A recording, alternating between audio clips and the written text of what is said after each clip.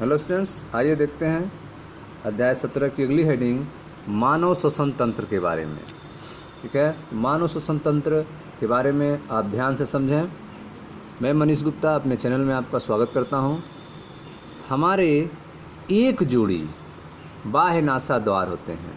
ठीक है, मनुष्य में बाह्य नासा द्वार अर्थात जो हमारा नोज है, नाक है, ठीक है, इसके दो रास्ते हैं, दो छिद्र होते हैं। तो हमारे एक जोड़ी अर्थात दो बाह्य नासाद्वार होते हैं जो कहाँ पे होते हैं, जो ओठों के ऊपर, ठीक है, जो हमारा ओठ है उसके ऊपर बाहर की तरफ खुलते हैं। ठीक है, तो हमारे पास एक जोड़ी बाह्य नासाद्वार होते हैं जो ओठों के ऊपर बाहर की तरफ खुलते हैं।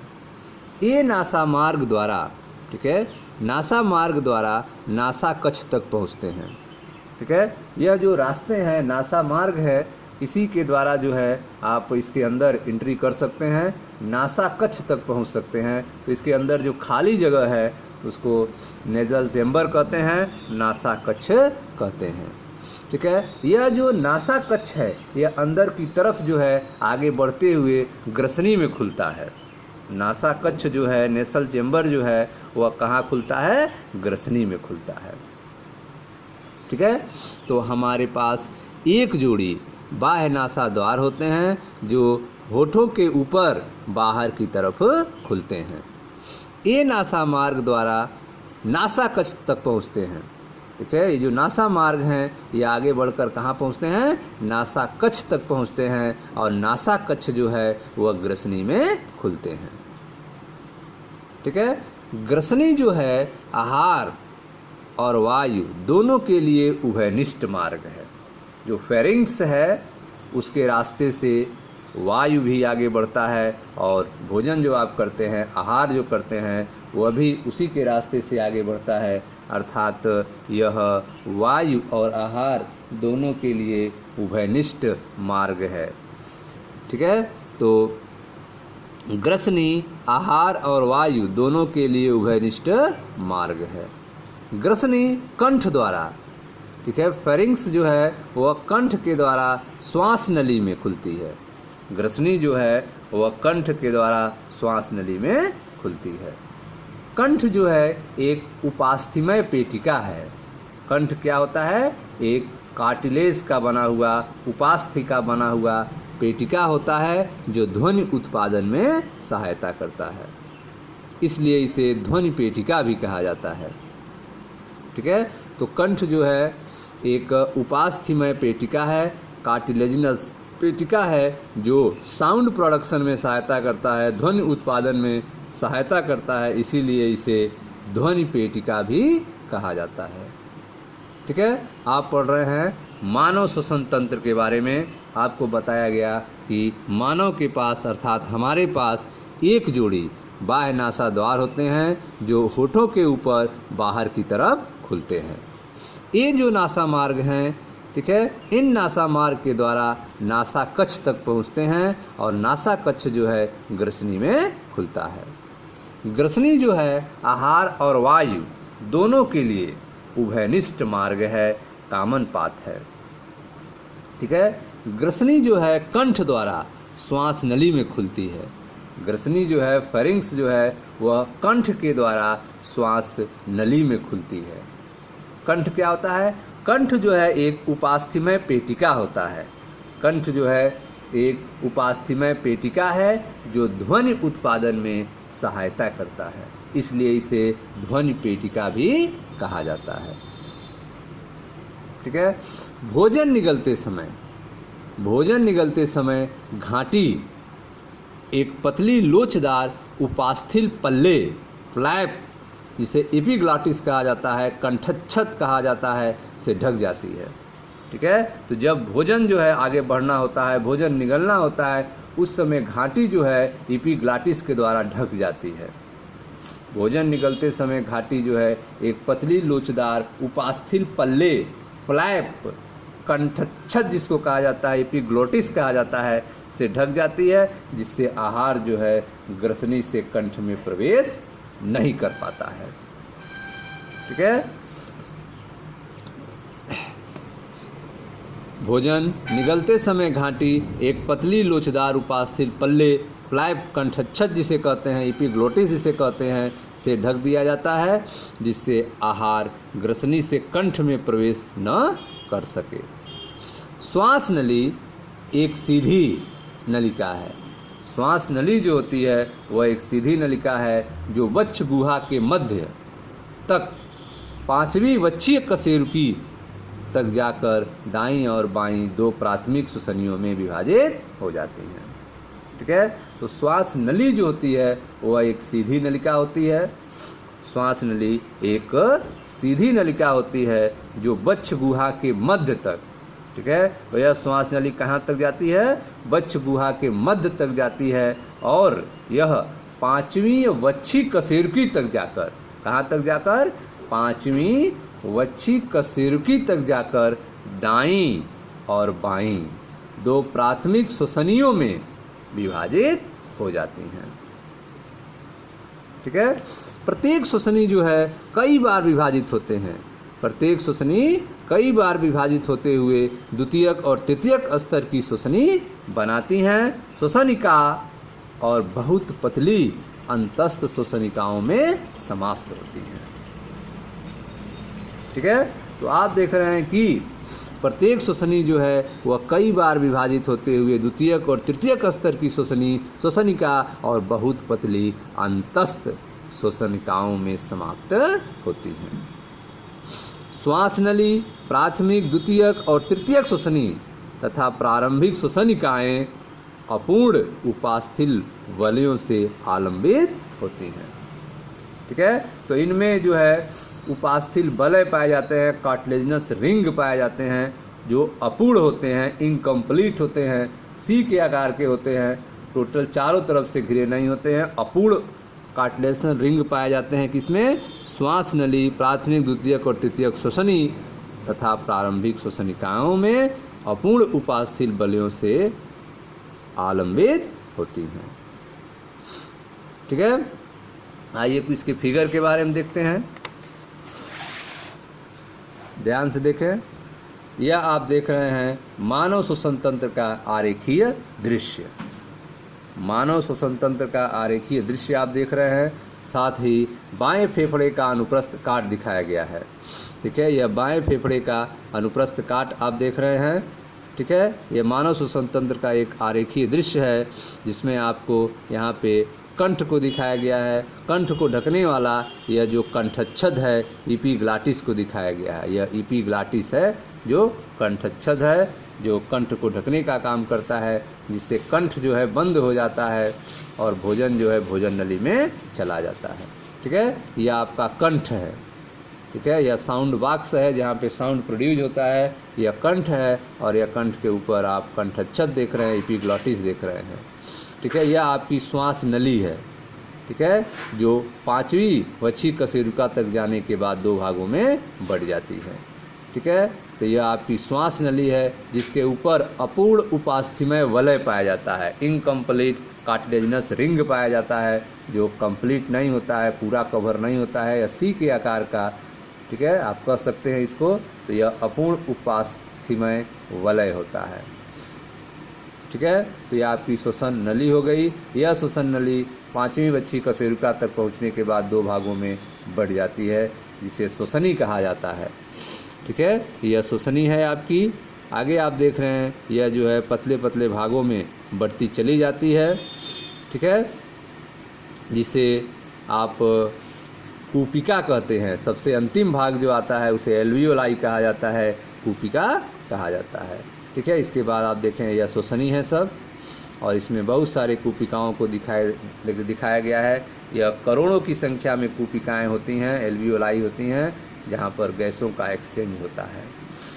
ठीक है, आगे देखें ध्यान से, यह हमारा फेफड़ा है। फेफड़े के ऊपर जो है झिल्ली पाई जाती है जिसे फुफ्फुसावर्णी झिल्ली कहते हैं। फेफड़ों के ऊपर आप देखें यह झिल्ली पाई जा रही है, मेम्ब्रेन पाई जाती है। इस फेफड़ों लंग्स के ऊपर पाए जाने वाले मेम्ब्रेन को फुफ्फुसावर्णी झिल्ली कहते हैं। ठीक है, इसमें आप देख रहे हैं कि लिक्विड भरा रहता है जिसे फुफ्फुसावर्णी द्रव कहते हैं। ठीक है, इन जो मेम्ब्रेन्स हैं, फुफ्फुसावर्णी झिल्ली जो है आप देख रहे हैं 2 मेम्ब्रेन हैं, 1, 2, ठीक है, डबल लेयर है, इसके अंदर लिक्विड भरा रहता है, इसे फुफ्फुसा वर्णी द्रव कहा जाता है। ठीक है, आप देखें यह आपका दायां बायां दो फेफड़े होते हैं। ठीक है, यह नीचे की तरफ आप डायफ्राम देख रहे हैं, यह एक डायफ्राम है जो मस्कुलर आर्गन होता है, डायफ्राम। ठीक है, यह जो है आपका डायफ्राम है, इसके ऊपर आप देख रहे हैं बीच में हार्ट भी दिखाया गया है, यह हृदय है आपका। यह दायां बायां फेफड़ा है, फेफड़े के अलग अलग पार्ट्स को आप देख सकते हैं।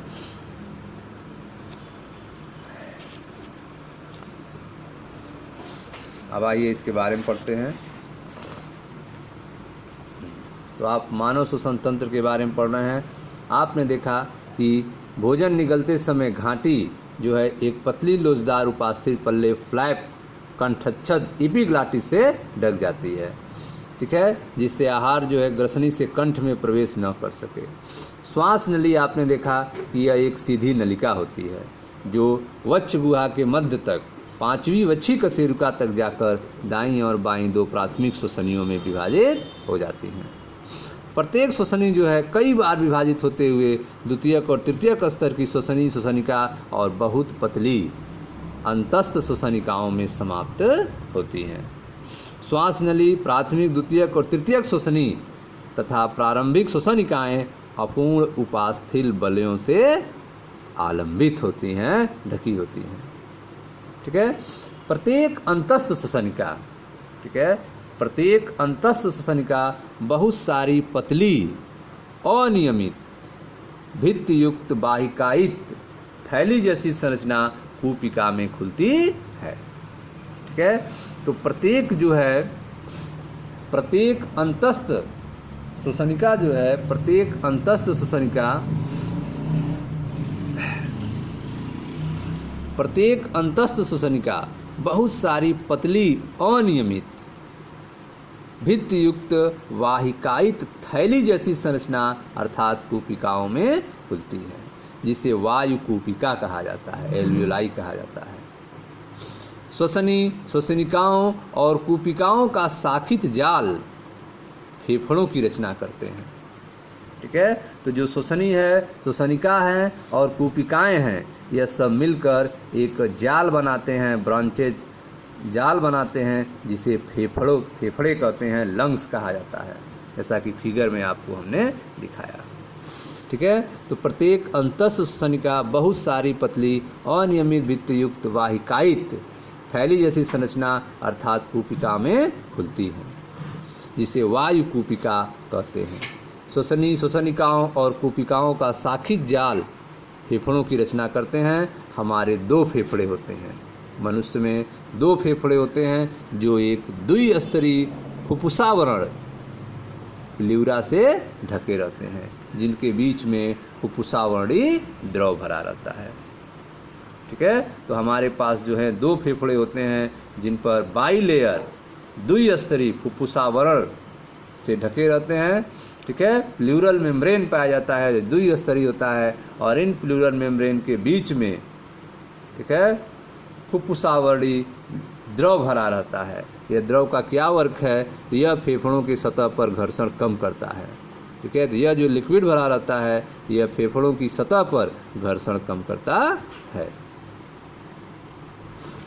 ठीक है, तो आप देख रहे हैं मानव फेफड़ों के बारे में, जिसमें आप देख रहे हैं कि यह मानव फेफड़े का फिगर है, जिसमें आप यहाँ पे देख रहे हैं यह कंठ है, कंठ के ऊपर जो है आपका कंठच्छद है, एपिग्लॉटिस है।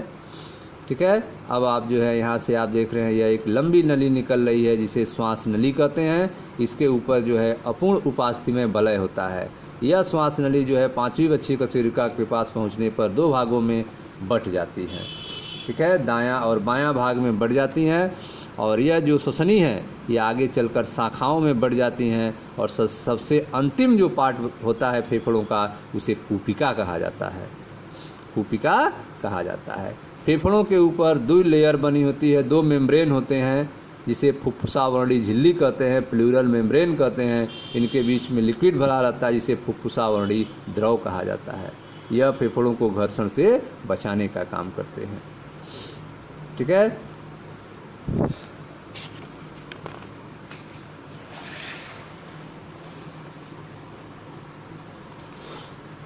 आगे देखें, बाहरी फुफ्फुसावर्णी झिल्ली वच्छी परत के निकट संपर्क में रहती है। ठीक है, तो जो बाहरी फुफ्फुसावर्णी झिल्ली है, जो आउटर प्लूरल मेम्ब्रेन है, वह वच्छीय परत के निकट संपर्क में रहता है। ठीक है, वो वच्छीय परत के निकट संपर्क में रहता है, जबकि जो आंतरिक फुफ्फुसावर्णी है, ठीक है, जो इंटरनल प्लूरल मेम्ब्रेन है, झिल्ली है, वह फेफड़े की सतह के संपर्क में होता है। ठीक है, तो आंतरिक फुफ्फुसावर्णी झिल्ली फेफड़ों की सतह के संपर्क में रहता है, जबकि बाहरी फुफ्फुसावर्णी झिल्ली जो है वह वच्छी परत के निकट संपर्क में रहता है। बाह्य नासारंध्र से अंतस्थ श्वसनिकाओं तक का भाग चलन भाग कहलाता है। ठीक है, तो बाह्य नासारंध्र से लेकर, ठीक है, टर्मिनल ब्रांकियोल तक का पार्ट, अंतस्थ श्वसनिकाओं तक का भाग जो है वह कंडक्टिंग पार्ट होता है, चलन भाग होता है। ठीक है, जहाँ पे गैसें आने जाने का काम करती हैं, यहाँ पर गैसों का एक्सचेंज नहीं होता है, केवल गैसें आने जाने का काम करती हैं। ठीक है, तो बाह्य नासा द्वार से अंतस्थ श्वसनिकाओं तक का भाग चलन भाग कहलाता है, जबकि कूपिकाएँ और उनकी नलिकाएँ श्वसन तंत्र का श्वसन या विनिमय भाग गठित करती हैं। ठीक है, तो कूपिकाएँ और उनकी जो नलिकाएँ होती हैं, कूपिकाएँ और उनकी नलिकाएँ जो होती हैं, वे विनिमय भाग की संरचना करती हैं, गैसों के एक्सचेंज का वर्क करती हैं, जबकि बाह्य नासा द्वार से अंतस्थ श्वसनिकाओं तक का भाग जो है चलन भाग कहलाता है। ठीक है, चलन भाग, जो चालन भाग है वह वायुमंडलीय वायु को कूपिकाओं तक संचारित करता है। चालन भाग जो है वह वायुमंडलीय वायु को कूपिकाओं तक संचारित करता है, इसे बाहरी कणों से मुक्त करता है, आर्द्र करता है और वायु को शरीर के तापक्रम तक लाता है। ठीक है, तो जो कंडक्टिंग एरियाज हैं, जो चलन भाग हैं, जो कहाँ से कहाँ तक होते हैं, बाह्य नासारंध्र से अंतस्थ श्वसनिकाओं तक का भाग को चलन भाग कहते हैं। इनका क्या वर्क है, यह जो है वायुमंडलीय वायु को कूपिकाओं तक संचारित करता है, इसे बाहरी कणों से मुक्त करता है, आर्द्र करता है तथा वायु को शरीर के तापक्रम तक लाता है। ठीक है, जो विनिमय भाग होता है, ठीक है, कूपिकाएँ और उनकी जो नलिकाएँ जो हैं वे मिलकर विनिमय भाग बनाती हैं। तो विनिमय भाग जो है आदान प्रदान इकाई रक्त एवं वायुमंडलीय वायु के बीच में, विनिमय भाग जो है वह रक्त और वायुमंडलीय वायु के बीच में ऑक्सीजन और कार्बन डाइऑक्साइड का वास्तविक विसरण स्थल होता है। विनिमय भाग जो है वह रक्त और वायुमंडलीय वायु के बीच ऑक्सीजन और कार्बन डाइऑक्साइड का वास्तविक विसरण स्थल है। फेफड़े वक्ष गुहा में स्थित होते हैं। फेफड़े जो हैं वह वक्ष गुहा में स्थित होते हैं, जो शारीरतः एक वायुरोधी कक्ष होता है। फेफड़े जो हैं वे वक्ष गुहा में स्थित होते हैं, जो कि शारीरतः एक वायुरोधी चेंबर होता है। वक्ष गुहा कक्ष जो है पृष्ठभाग में कशेरुक दंड, ठीक है, जो वक्ष गुहा कक्ष है उसके पिछले भाग में पृष्ठभाग में कशेरुक दंड होता है, वर्टिब्रल कॉलम होता है, जबकि अधर भाग में सामने की तरफ उसके उरोस्थी होती है, पार्श्व में पसलियां होती हैं और नीचे की तरफ गुंबदाकार डायफ्राम द्वारा बनता है। ठीक है, तो फेफड़ों के आगे क्या होता है, पीछे क्या होता है, पार्श्व में क्या होता है और नीचे क्या होता है।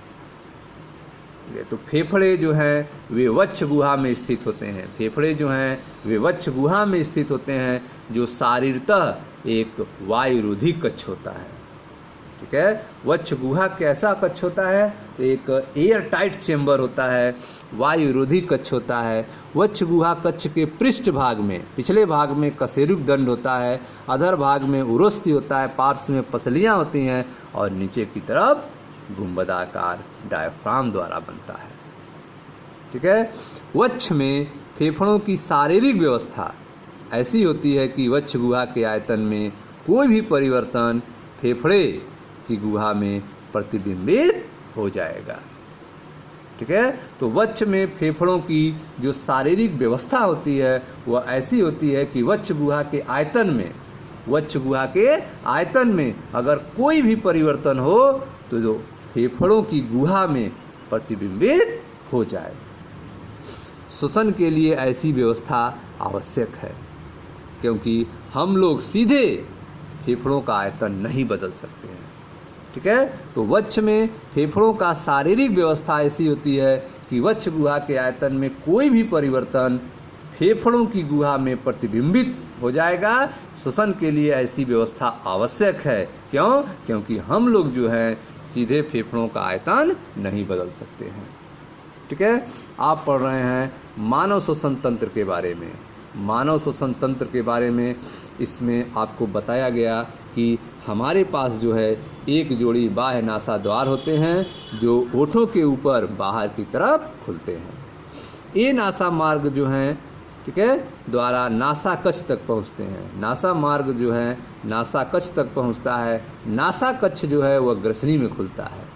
ग्रसनी जो है आहार और वायु दोनों के लिए उभयनिष्ठ मार्ग होती है। ग्रसनी कंठ द्वारा श्वास नली में खुलती है।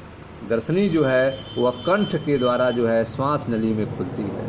कंठ एक उपास्थ्यमय पेटिका है जो ध्वनि उत्पादन में सहायता करती है, इसलिए इसे ध्वनि पेटिका भी कहा जाता है। ठीक है, भोजन निगलते समय घाटी एक पतली लोचदार उपास्थिर पल्ले कंठच्छद से ढक जाती है, एपिग्लॉटिस से ढक जाती है, जिससे आहार ग्रसनी से कंठ में प्रवेश न कर सके। श्वास नली जो है एक सीधी नलिका है जो वक्ष गुहा के मध्य तक 5वीं वक्षी कशेरुकी तक जाकर दाईं और बाईं दो प्राथमिक श्वसनियों में विभाजित हो जाती है। प्रत्येक श्वसनी जो है कई बार विभाजित होते हुए द्वितीयक और तृतीयक स्तर की श्वसनिका और बहुत पतली अंतस्थ श्वसनिकाओं में समाप्त होती हैं। श्वास नली प्राथमिक, द्वितीयक और तृतीयक श्वसनी तथा प्रारंभिक श्वसनिकाएं अपूर्ण उपास्थिल बलयों से आलंबित होती हैं। ठीक है, प्रत्येक अंतस्थ श्वसनिका बहुत सारी पतली अनियमित भित्ति युक्त वाहिकायित थैली जैसी संरचना कूपिकाओं में खुलती हैं, जिन्हें वायु कूपिका कहते हैं। ठीक है, तो प्रत्येक अंतस्थ श्वसनिका जो है वह बहुत सारी पतली अनियमित भित्ति युक्त वाहिकायित थैली जैसी संरचना कूपिकाओं में खुलती हैं, जिसे वायु कूपिका कहते हैं। श्वसनी, श्वसनिकाओं और कूपिकाओं का, ठीक है, श्वसनी, श्वसनिकाओं और कूपिकाओं का यह जो जाल है यह फेफड़ों का निर्माण करता है। श्वसनी, श्वसनिकाओं और कूपिकाओं का शाखित जाल जो है फेफड़ों की रचना करते हैं। हमारे 2 फेफड़े हैं जो एक द्विस्तरीय फुफ्फुसावरण से ढके रहते हैं, जिनके बीच फुफ्फुसावरणी द्रव भरा रहता है। फुफ्फुसावरणी जो द्रव है यह फेफड़ों की सतह पर घर्षण कम करता है। बाहरी फुफ्फुसावरणी झिल्ली वक्षी पर्त के निकट संपर्क में रहती है, जबकि आंतरिक फुफ्फुसावरणी झिल्ली जो है फेफड़ों की सतह के संपर्क में होती है। बाह्य नासा द्वार से अंतस्थ श्वसनिकाओं तक का भाग चालन भाग कहलाता है। बाह्य नासा द्वार से अंतस्थ श्वसनिकाओं तक का भाग चालन भाग कहलाता है, जबकि कूपिकाएं और उनकी नलिकाएं जो हैं यह श्वसन तंत्र की श्वसन या विनिमय भाग की रचना करती हैं। ठीक है, तो बाह्य नासारंध्र से अंतस्थ श्वसनिकाओं तक का भाग चालन भाग कहलाता है, जबकि कूपिकाएं और उनकी नलिकाएं श्वसन तंत्र का श्वसन या विनिमय भाग गठित करती हैं। चालन भाग जो है वायुमंडलीय वायु को कूपिकाओं तक संचारित करता है। चालन भाग जो है वह वायुमंडलीय वायु को कूपिकाओं तक संचारित करता है, इसे बाहरी कणों से मुक्त करता है, आर्द्र करता है तथा वायु को शरीर के तापक्रम तक लाता है। ठीक है, जबकि जो विनिमय भाग है, विनिमय भाग अर्थात आदान प्रदान की इकाई जो है यह रक्त एवं वायुमंडलीय वायु के बीच ऑक्सीजन और कार्बन डाइऑक्साइड का वास्तविक विसरण स्थल होता है। विनिमय भाग जो है रक्त एवं वायुमंडलीय वायु के बीच ऑक्सीजन और कार्बन डाइऑक्साइड का वास्तविक विसरण स्थल होता है। फेफड़े वक्ष गुहा में स्थित होते हैं।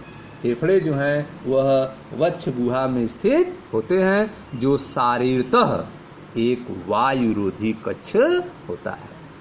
ठीक है, तो फेफड़े कहाँ होते हैं? तो फेफड़े वक्ष गुहा में स्थित होते हैं जो शारीरतः एक वायुरोधी कक्ष होता है। वक्ष गुहा कक्ष, वक्ष गुहा कक्ष पृष्ठ भाग में कशेरुक दंड होता है। जो वक्ष गुहा कक्ष है इसके पिछले भाग में, पृष्ठ भाग में कशेरुक दंड होता है, अधर भाग में उरोस्थि होता है, पार्श्व में पसलियाँ होती हैं और नीचे से गुंबदाकार डायफ्राम द्वारा बनता है। ठीक है, तो वक्ष गुहा जो है यह कैसे बनता है? तो वक्ष जो है गुहा कक्ष पृष्ठ भाग में कशेरुक दंड, अधर भाग में उरोस्थि, पार्श्व में पसलियाँ और नीचे की ओर गुंबदाकार डायफ्राम द्वारा बनता है। वक्ष में फेफड़ों की शारीरिक व्यवस्था, वक्ष में फेफड़ों की जो शारीरिक व्यवस्था होती है वह ऐसी होती है कि वक्ष गुहा के आयतन में कोई भी परिवर्तन फेफड़े की गुहा में प्रतिबिंबित हो जाएगा। श्वसन के लिए ऐसी व्यवस्था आवश्यक है क्योंकि हम लोग सीधे फेफड़ों का आयतन नहीं बदल सकते। ठीक है, आगे देखें। श्वसन में निम्नलिखित चरण सम्मिलित होते हैं। श्वसन में कौन कौन से स्टेप होते हैं, कौन कौन से चरण होते हैं, उसको देखें ध्यान से। तो श्वसन में निम्नलिखित चरण सम्मिलित होते हैं। पहला जो चरण होता है इसमें श्वसन या फुफ्फुसी संवातन, पहले में क्या होता है? श्वसन या फुफ्फुसी संवातन होता है जिससे वायुमंडलीय वायु अंदर खींची जाती है और कार्बन डाइऑक्साइड से भरपूर कूपिका की वायु को बाहर मुक्त किया जाता है। तो श्वसन के पहले चरण में क्या किया जाता है? तो श्वसन के पहले चरण में फुफ्फुसी संवातन होता है, श्वसन होता है। इसमें वायुमंडलीय वायु को अंदर खींचा जाता है और कार्बन डाइऑक्साइड से भरपूर कूपिका की वायु को बाहर मुक्त किया जाता है। ठीक है, श्वसन के दूसरे चरण में कूपिका झिल्ली के आर पार गैसों का विसरण होता है। श्वसन के दूसरे चरण में कूपिका झिल्ली के आर पार ऑक्सीजन और कार्बन डाइऑक्साइड का विसरण होता है। श्वसन के तीसरे चरण में रुधिर द्वारा गैसों का परिवहन होता है। श्वसन के तीसरे चरण में रुधिर के द्वारा गैसों का परिवहन होता है, ट्रांसपोर्ट होता है, अभिगमन होता है। श्वसन के चौथे चरण में रुधिर और ऊतकों के बीच में ऑक्सीजन और कार्बन डाइऑक्साइड का विसरण होता है। श्वसन के चौथे चरण में रुधिर और ऊतकों के बीच में ऑक्सीजन और कार्बन डाइऑक्साइड का विसरण होता है। श्वसन के पांचवें चरण में, अंतिम चरण में अपचयी क्रियाओं के लिए कोशिकाओं द्वारा ऑक्सीजन का उपयोग और उसके फलस्वरूप कार्बन डाइऑक्साइड का उत्पन्न होना होता है। ठीक है, तो श्वसन के पांचवें चरण में जो है अपचयी क्रियाओं के लिए कोशिकाओं के द्वारा ऑक्सीजन का उपयोग किया जाता है और उसके फलस्वरूप कार्बन डाइऑक्साइड को उत्पन्न किया जाता है। ठीक है, तो आप देख रहे हैं श्वसन में कौन कौन से चरण सम्मिलित होते हैं। तो श्वसन में जो है निम्नलिखित चरण सम्मिलित होते हैं। पहले में श्वसन या फुफ्फुसी संवातन होता है जिसमें वायुमंडलीय वायु अंदर खींची जाती है और कार्बन डाइऑक्साइड से भरपूर कूपिका की वायु को बाहर मुक्त किया जाता है। दूसरे चरण में कूपिका झिल्ली के आर पार गैसों का विसरण होता है। तीसरे में रुधिर द्वारा गैसों का परिवहन होता है। चौथे में रुधिर और ऊतकों के बीच ऑक्सीजन और कार्बन डाइऑक्साइड का विसरण होता है। जबकि पांचवें चरण में अपचयी क्रियाओं के लिए कोशिकाओं द्वारा ऑक्सीजन का उपयोग और उसके फलस्वरूप कार्बन डाइऑक्साइड का उत्पन्न होना होता है। ठीक है स्टूडेंट्स, यह था आपका मानव श्वसन तंत्र के बारे में। मिलते हैं नेक्स्ट वीडियो में जहां हम लोग पढ़ा जाएगा श्वसन की क्रियाविधि के बारे में। मैं मनीष गुप्ता अपने चैनल में आपका स्वागत करता हूं। आप वीडियो को लाइक करें, शेयर करें, चैनल को सब्सक्राइब करें। धन्यवाद दोस्तों।